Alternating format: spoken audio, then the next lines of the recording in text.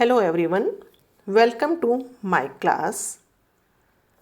This is your syllabus for physical chemistry जिसमें आप देख रहे हैं कि 5 यूनिट्स हैं। हम स्टार्ट करेंगे पहले यूनिट के साथ में, that is elementary quantum mechanics. Elementary quantum mechanics में हम सबसे पहले पढ़ रहे हैं absorption and emission of radiations, विकिरणों का अवशोषण एवं उत्सर्जन।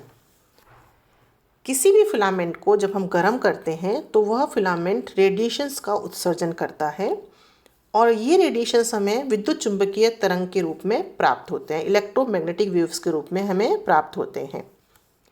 जैसे जैसे हम फिलामेंट का तापमान बढ़ाते हैं तो जो रेडिएशंस एमिट हो रहे हैं उनकी वेवलेंथ कम होती जाती है और वह सोर्स वाइट हो जाता है जिससे कि रेडिएशंस एमिट हो रहे हैं।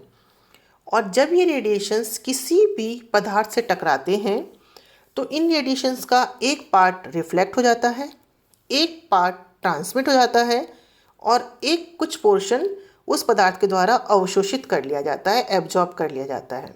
किरचॉफ ने इसके लिए इन हीट रेडिएशंस के लिए एक थ्योरी दी जिसके अनुसार जब भी हम किसी पदार्थ को गर्म करते हैं, when we heat a substance, then capacity of its emitting radiations is directly proportional to the capacity of absorption of radiations। उस पदार्थ के रेडिएशंस को एमिट करने की कैपेसिटी किसके समानुपाती है? उस पदार्थ के रेडिएशंस को अवशोषण करने की कैपेसिटी के समानुपाती होती है।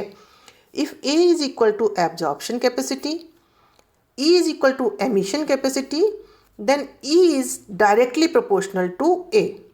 यदि किसी पदार्थ की, यदि किसी सरफेस की E एंड A यूनिटी हैं, इकाई हैं, तो उसका क्या मतलब हुआ? That indicates that surface absorbs every kind of radiations and upon heating, गर्म करने पर, and upon heating emits radiations of all wavelength.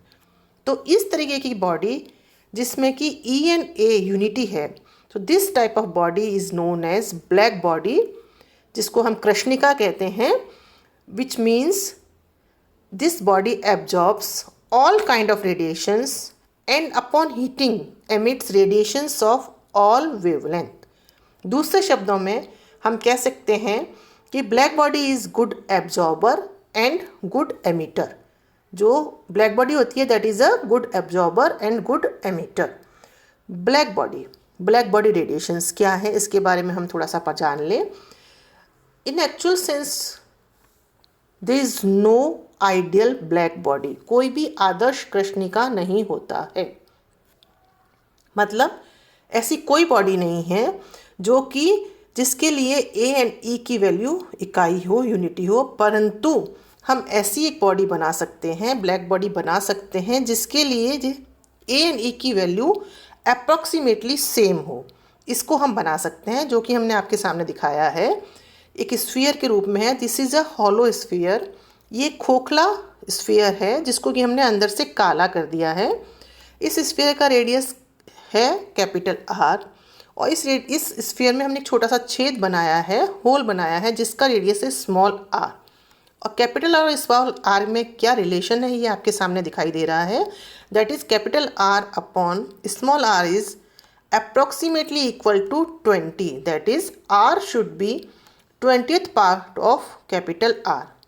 इस होल के सामने आप देखेंगे कि हमने एक उभरा हुआ शेप का, कोनिकल शेप का पोर्शन बना हुआ है।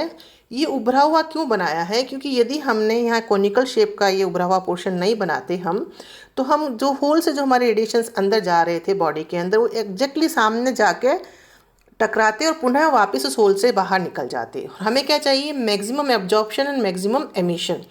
तो ये होल के सामने ये कोनिकल शेप जो उभरा हुआ पोर्शन बनाया है, तो इसमें अब क्या रहा है कि टॉप पे एक छोटा सा पोर्शन रहा जिससे कि टकराते हुए रेडिएशंस वापस बाहर होल से निकलेंगे और बाकी सारे रेडिएशंस टकराने के बाद पुनः बॉडी में ही जाएंगे, इस ब्लैक बॉडी के अंदर, इस स्फीयर के अंदर, और सारे एब्जॉर्ब कर लिए जाएंगे। So this is a kind of ideal black body. In black body के रेडिएशंस को जब ल्यूमर एंड प्रिक्शियम ने स्टडी किया और डिफरेंट टेम्परेचर्स पर स्टडी किया और एक डिफरेंट कर्व्स उन्होंने बनाए टेम्परेचर और वेवलेंथ के मध्य में, जो कि आपके सामने दिखाई दे रहे हैं। और इनके द्वारा हमने कुछ निष्कर्ष निकाले, और you can say the characteristics of these curves are, number 1 के for every curve you can see there is a maxima. प्रत्येक कर्व के लिए एक निश्चित तरंग दैर्ध्य पर एक मैक्सिमा दिखाई दे रही है। और सेकेंडली आप इसको देखेंगे, this maxima is clear at high temperatures. जो हाई टेम्परेचर पे जो वेवलेंथ पे जो हाई टेम्परेचर पे जो कर्व्स हैं उनके लिए मैक्सिमा ज़्यादा क्लियर है in comparison to the curves at low temperature. तीसरे में आप देखेंगे कि जैसे जैसे हम तापमान बढ़ाते जा रहे हैं ये मैक्सिमा लोअर वेवलेंथ की तरफ शिफ्ट होता जा रहा है। जैसे जैसे हम तापमान बढ़ा रहे हैं ये मैक्सिमा लोअर वेवलेंथ की तरफ शिफ्ट हो रहा है।